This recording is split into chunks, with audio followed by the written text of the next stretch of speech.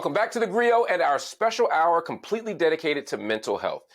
Many Black men struggle with handling mental health issues. Let's face it, some people might even think openly talking about mental health as a man is a sign of weakness. But there's some hope maybe that's starting to change. I'm joined by Dr. George James. He is a licensed marriage and family therapist. He's also the CEO of George Talks, and he joins me now. Dr. James, so good to see you. Good to see you as well. Thanks for having me. Talk to me about the struggle with mental health. Everybody has it.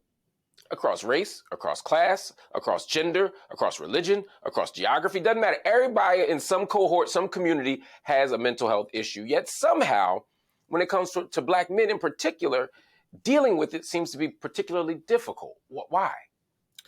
Yeah, as you mentioned, right? Everyone struggles with mental health. Every community, every sector of life, people struggle with mental health and mental illness. And, for Black men, it just, if we think about it, I don't know about you, but for me, I didn't grow up with people talking about therapy or, I maybe going to the dentist, maybe going to the doctor. I didn't really hear people talk about going to therapy like that. And if they did, it was about you crazy, right? So if you're of a certain age, that's how you thought about mental health and mental wellness. So I think it's not something that was we were given permission to even think about, much less entertain. I think that's right. And that is something that cuts across the Black community writ large, right? It wasn't like Black women were told to go to therapy. In many ways, Black women are told to be resilient. They're told to carry even more. Black women are expected to be, as Zora Neale Hurston said, the mules of the world. So this is not like Black women get exceptionalized in this. But at the same time, there are some expectations for Black men, what we're supposed to mean to the family, what we're supposed to mean to the community, what it means to be strong. How does that stuff tie into mental health? Yeah, it is that intersection, right? For a lot of men, a lot of Black men, the thought of strength, of carrying your family, being there for your family, all these things. So when we think about our mental health and our well-being and even this thought of craziness, right? It's the thought that something is wrong with you. And if you can go like lift more weights, but if something's wrong with your mind or your emotions, maybe you're unstable. So I think like this thought of like, I can't admit it because I'll be weak, I'll be vulnerable, and that's not acceptable, right? And part of this is like so many things we think about with Black people, right? That stigmas against us, right? We're lazy, we don't do enough. I mean, the last thing we want to do is now we're emotionally unstable. So I think as Black men in particular, that becomes a hard thing that people stay away from instead of running to. Now, there's the formal mental health support that we can get. We can go to folk like you, and get support. And I know we're not doing that at the rate that we would like. But then there's these homosocial spaces, these spaces where Black men are with other Black men, the barber shop, the pool hall, the fraternity house. Is there a way that those places serve our mental health, or is it the opposite? Do those places just reinforce the idea that we shouldn't be dealing with stuff? So I've been fortunate to be doing this work for the past 20 years. And if I say when I first started, I would be a no. Those spaces, you didn't even hear any of that, from the pool hall, from barbershops or fraternities, you didn't hear that. But in the past 5 or 10 years, actually you have, right? There are more people who are willing to say, yeah, I'm going to a therapist, or like, hey, I can't meet up today. I got to go, to my session. More people are willing to admit that. And even when we talk about barbershops, many barbers have actually been trained to actually pick up on the signs of anxiety and depression and to be able to say, yo, hey, I think you need to go talk to my man. I think you need to go talk to somebody in this way that kind of just feels natural. So I think there's been a huge shift over the past few years. Well, I need a barber that can do that, because mine can barely keep up with this ever retreating hairline, much less my mental health. My hairline. I have my. If I had to choose, I'd probably choose the hairline. But the idea that we can direct each other and support each other and say something about it is important. Why is that changing? Why is it suddenly that you can go to a space filled with Black men and hear people talk about mental health? What ushered in that shift?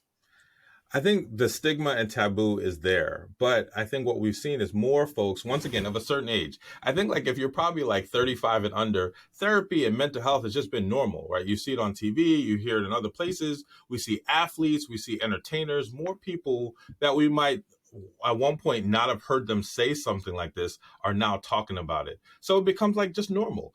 And so the folks who are a little bit older, we have to get used to the thought of like it is okay to get help and support, and that's actually just helping you to be the best version of you if you get that help. So I think that shift is somewhat generationally, somewhat what we see in the public eye. Even this, we're talking about it and taking up time talking about mental health when we wouldn't have done that a few years ago. That's for sure. What do we do to recognize the difference between the normal pressure of a job and actually dealing with some mental pressures that require support, professional support? How do I know if I'm just having a bad day and I'm sad versus I'm actually maybe entering depression? I'm not asking you to break down each clinical piece of it as much as to say, how does an individual person know when it's time to ask for help?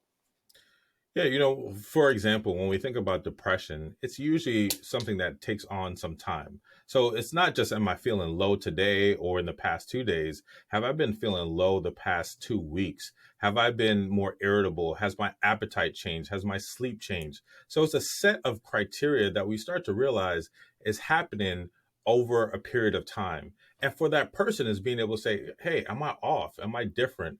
And sometimes we don't even recognize it. So it's our community, our partner, our children, our friends, they might be able to say to you, you all right? You good?